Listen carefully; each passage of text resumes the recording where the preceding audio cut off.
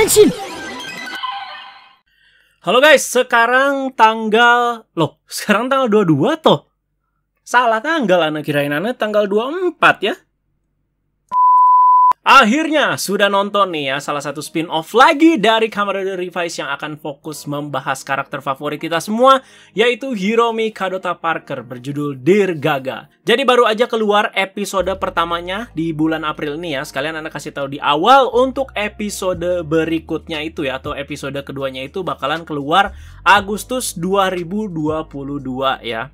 Memang selama itu karena spin-off ini tuh juga dirilis sekalian dengan Blu-ray setnya si Kamen Rider Revised. Akankah jadi salah satu spin-off Revised yang menarik? Nah, sebelum itu kalian itu harus ubah point of view dulu ya kalau mau bahas soal ini ya. Jadi spin-off ini akan ditulis oleh Pahanta Kinoshita juga ya, selaku penulis utamanya si Kamen Rider Revised. Nah, Dear Gaga ya, mendengar judulnya ini bukan merek sarden atau bukan merek mie bungkus ya. Gaga itu artinya ibu atau mother. Selain berfokus ke Hiromi Kadota, apakah ibunya juga akan punya peran penting terutama ke dampak psikologis si Hiromi Kadota di spin-off ini? Nah, sebenarnya spin-off ini tuh menurut Ana ya penting gak penting sih ya. Jadi vibes-nya itu lebih ke melankolis juga, dan kalau udah lihat beberapa faktor ya, kalian juga jangan berekspektasi kalau spin-off ini tuh bakalan rame, maksudnya dalam artian rame sama Henshin, terus juga jadi Kamen Rider, berantem sama monster, meledak sana-sini, enggak ya. Jadi ini tuh lebih chill gitulah vibes-nya, dan lebih dorama banget lah bisa dibilang ya. Mengingat udah betapa intensnya juga saga Hiromi Kadota di tengah-tengah cerita Revised kan. Jadi Ana akan sangat appreciate juga kalau kalian nonton pembahasan Dear Gaga dari Ana ini tuh sampai habis ya. Jadi timeline Dear Gaga ini tuh ada setelah episode 21 dan sebelum 29 Kamen Rider Revised. Jadi episode 21 itu yang Kadota itu jatuh ke jurang sama Orteka yang sudah berhasil berubah menjadi Kamen Rider Demons. Dan episode 29 itu yang mereka mau bikin film yang isinya itu flashback semua buat ngingetin si Hiromi Kadota.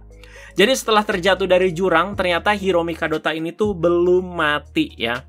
Masih hidup dan juga pulang ke kampung halamannya dengan keadaan masih sehat walafiat tanpa cedera apapun kecuali capek mental ya. Jadi maaf protes dikit, pas episode 21 Revised kan Ana dan juga pasti kalian-kalian ini tuh udah panjang-panjang memperdebatkan teori gimana Kadota itu bisa selamat ya. Jadi pas jatuh ke jurang, apa nih kelanjutannya? Siapa yang nyelamatin dia? George kah? Atau Weekend kah? Apa nanti Kadota diubah jadi setengah cyborg ya? Dan segala macem. Wah, rame banget ya. Pokoknya kalian pasti inget ya masa-masa itu.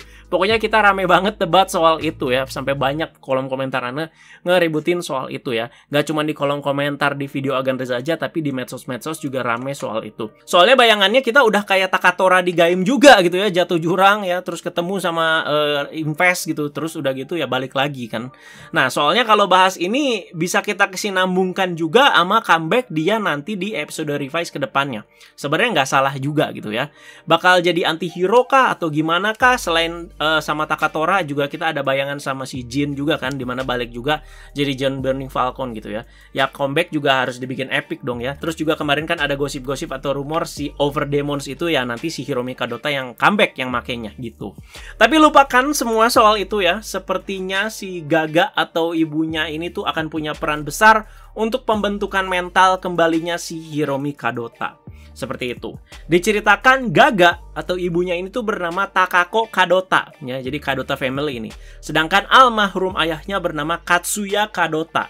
Kalau dilihat dari foto mendiang, kayaknya Katsuya Kadota ini tuh seorang polisi ya dulunya. Jadi semacam ada warisan gitu ya untuk membela keadilan juga sampai si Kadota ini bisa masuk Phoenix. Terlihat juga Hiromi Kadota ini tuh berasal dari daerah countryside gitu ya. Ya mohon maaf kasarnya itu dari desa atau dari kampung begitu ya. Biasa orang desa gini kan kekeluargaannya erat satu sama lain sama orang-orang luar rumah juga. Ya nggak cuma sama keluarganya doang. Makanya pas upacara Phoenix, Kadota yang waktu itu posisinya udah jadi komandan, pada seneng juga itu ya orang-orang di kampungnya ya, sampai pada nobar, malah udah kayak mau nobar bola. Ya anggaplah mereka-mereka ini kayak merasa terwakilkan ya. Jadi ada sosok yang bisa dibanggakan di kampung kecil mereka ini. Buset, keren banget ya kata-kata Ana. Selesai semua kejadian yang menimpa dia di serial Revised ya. Kalau coba kita hitung-hitung ya cukup banyak sebenarnya. Dari mulai diturunkan jabatan ya, dari komandan ya, jadi kayak cuman kapten spesialis gitu karena terlibat penyerangan Deadman. Dan banyak Vice Time yang dicuri, itu awal awal-awal banget episode Revise. Nah, soal ini ya sebenarnya agak gantung juga ya, nggak pernah diceritain lagi ya. Karena kita juga jadi kayak gimana ya, kayak ngesuspek gitu ke si Hiromi Kadota ya, tapi berlalu begitu aja. Dan bahkan si Hiromi Kadota ya udah berhasil jadi Kamen Rider Demons. Terus juga sempet dituduh New Revise Time pas saga yang kita cari tahu identitasnya Kamen Rider Evil ya. Bahkan si Kadota juga sempat dicurigai sebagai si Kamen Rider Evil. Yang soal ini juga rame sih ya, ternyata nggak disangka-sangka adiknya si Iki ya, yaitu si Daiji yang jadi si Evil-nya. Atau si Kagero lebih tepatnya. Nah, lanjut dijadikan kelinci percobaan sama si George ya, demi bikin Kamen Rider terkuat ya. Terus juga dihianati sama sahabatnya sendiri ya. Mati pula kan sahabatnya si Chigusa ya, yang diperankan sama si Kazusa Okuyama, dijadiin Gifteria, nyesek sih di situ ya.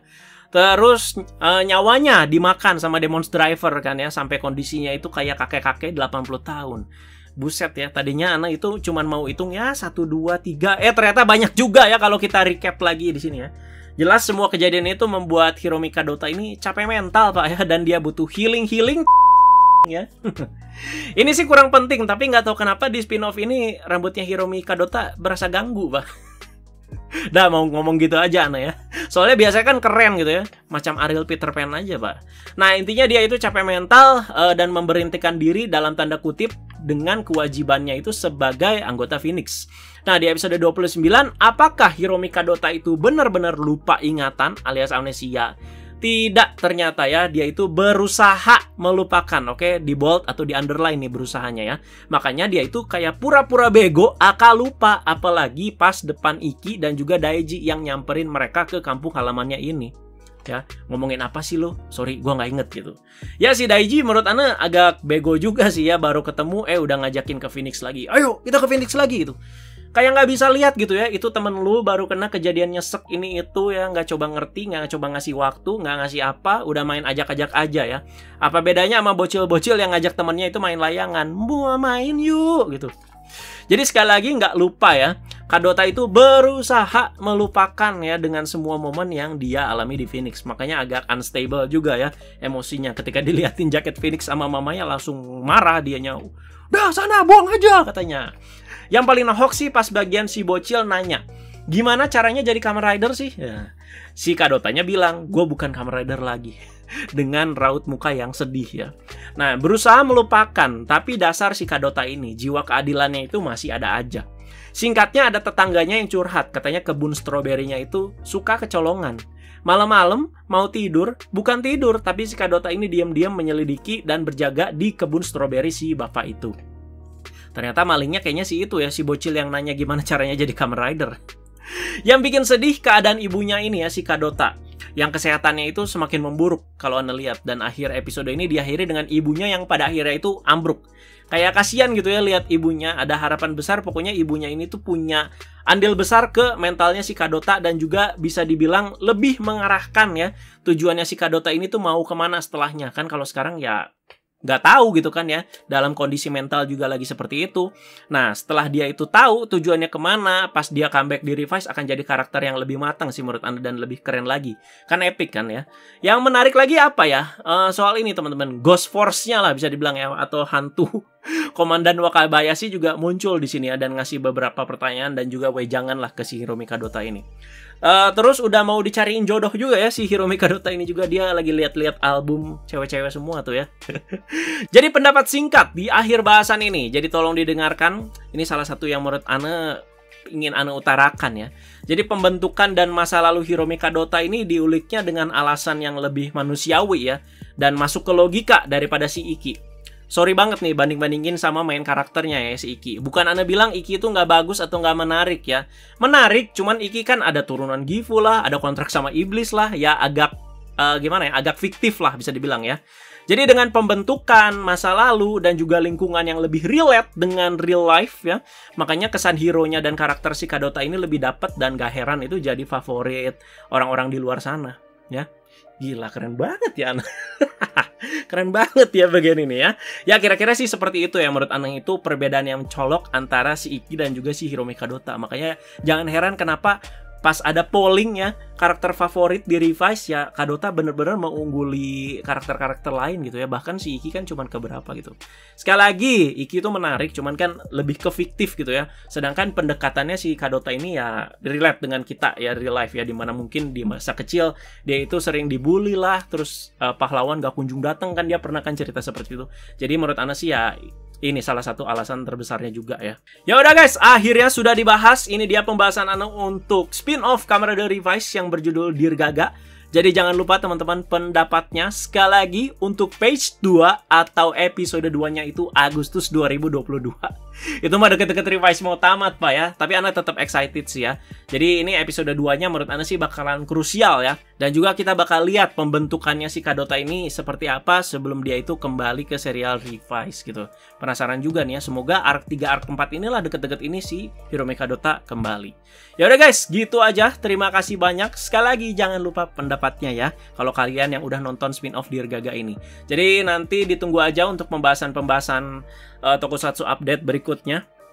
Jadi memang sekarang lagi banyak banget ya updatean dan Ana coba janjiin satu persatu, pelan-pelan satu-satu ya. Kalian tinggal tunggu aja tanggal mainnya. Pokoknya kalian komentar aja yang relate sesuai dengan bahasan yang Ana bahas di video kali ini. Oke? Terima kasih guys. Teman-teman jangan lupa like, share, dan subscribe. Follow Instagram Ana di @RezaAlexandre dan juga di Reza Plus. Ada TikTok juga @RezaAlexandre. Dan jangan lupa juga teman-teman subscribe channel kedua Ana yaitu Reza Alex. Oke guys, sehat selalu. Lancar terus puasanya sampai akhir. Bentar lagi Idul Fitri. Pokoknya kalian sukses terus juga. Oke guys, bye-bye.